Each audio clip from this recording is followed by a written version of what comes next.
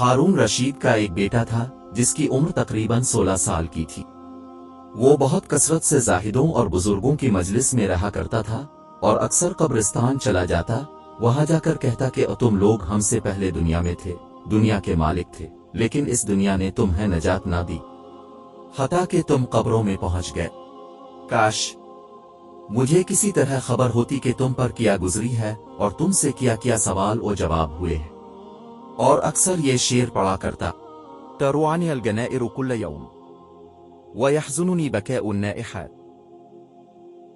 मुझे जनाजे हर दिन डराते हैं और मरने वालों पर रोने वालियों की आवाजें मुझे गमगीन रखती हैं। एक दिन वो अपने बाप बादशाह की मजलिस में आया। इसके पास वाजरा व आमरा सब जमा थे और लड़के के बदन पर एक कपड़ा मामूली और सर पर एक लुंगी बंधी हुई थी। अराकान सल्तनत आपस में कहने लगे कि इस पागल लड़के की हरकतों ने अमीर अल-मोमिनीन को भी दूसरे बादशाहों की निगाह में जलील कर दिया।